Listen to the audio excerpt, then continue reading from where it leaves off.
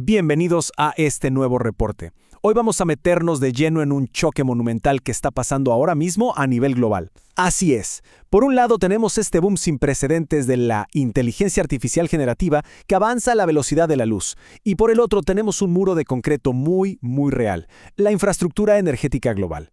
En este análisis vamos a desmenuzar cómo esta sed infinita de procesamiento está llevando al límite el suministro eléctrico y las cadenas de valor, enfocándonos en una pieza clave del rompecabezas, el rol estratégico de México. Para arrancar, hagámonos una pregunta que suena simple, pero tiene trampa. ¿De qué está hecha realmente la inteligencia artificial?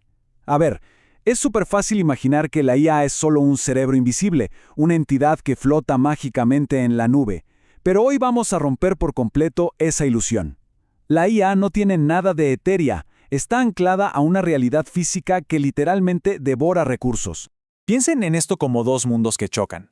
De un lado tienes lo virtual, el software, el código, los algoritmos. Todo muy limpio.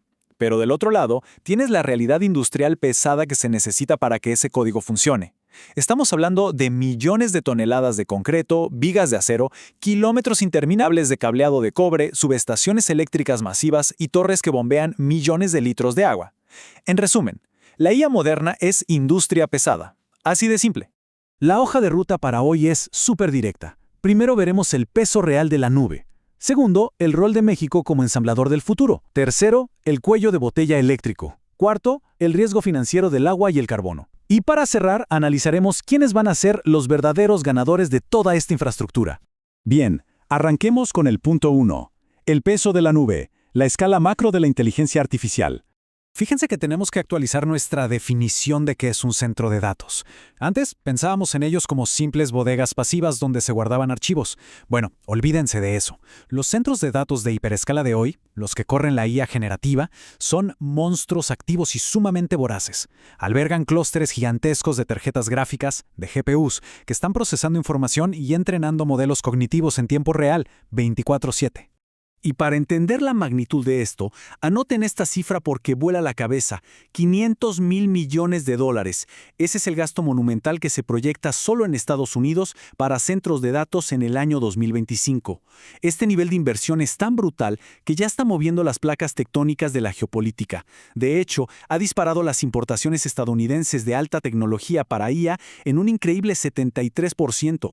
Lo que nos lleva directo al punto 2. México, ensamblador del futuro.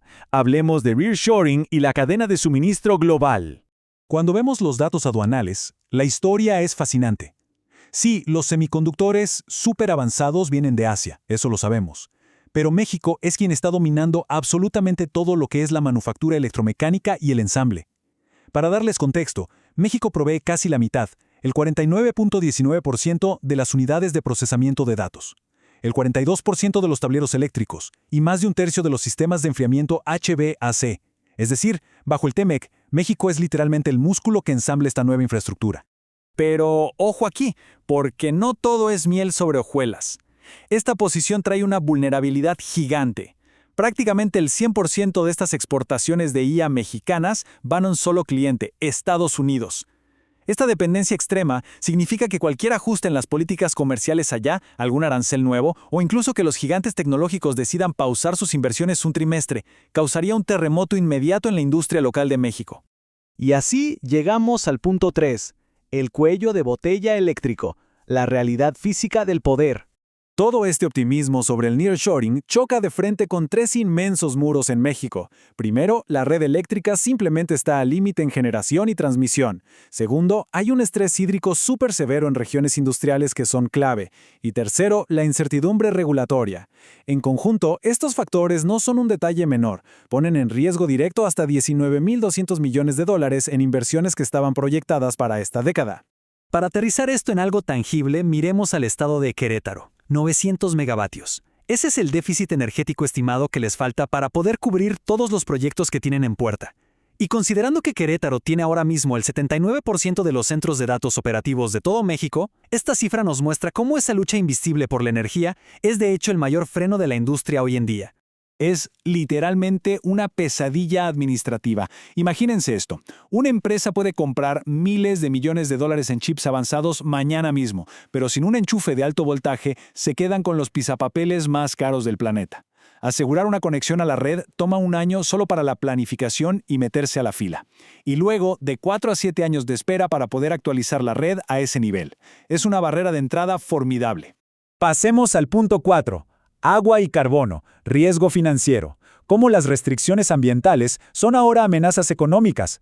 La escasez de recursos ya dejó de ser solo una métrica de responsabilidad social. Ahora es un riesgo financiero directo. Vean esto, hasta el 75% de los costos operativos totales de un centro de datos se van puramente en pagar electricidad. Y como las redes públicas tienen caídas de voltaje constantes, los operadores se ven obligados a gastar fortunas en sistemas híbridos y respaldos privados gigantescos solo para asegurarse de que las máquinas no se apaguen. Y el problema salpica también al agua. Fíjense en esto que se expuso hace poco en el Congreso de Estados Unidos.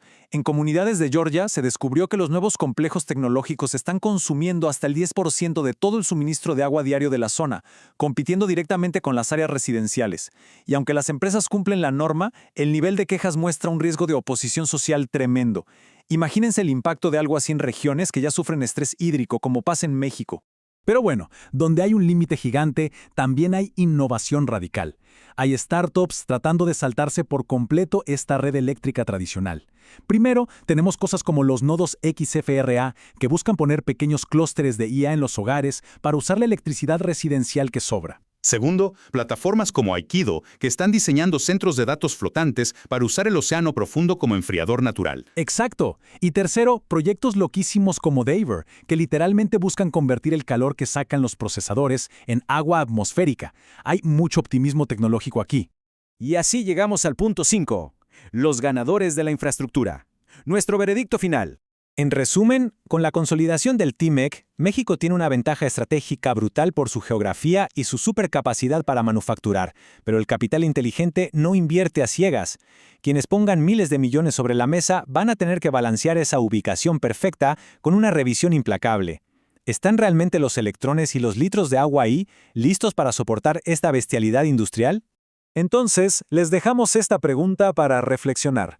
Con permisos que tardan hasta 7 años y modelos de IA que cada vez comen más energía, ¿quiénes van a ganar realmente esta carrera? ¿Serán los gigantes del software, los que ensamblan el acero y el cobre, o esas startups disruptivas que logren hackear la crisis de la energía y el agua? Es un rompecabezas físico fascinante, y el reloj no se detiene. Ha sido un gusto desglosar todo esto con ustedes en este reporte. Nos vemos en el próximo análisis.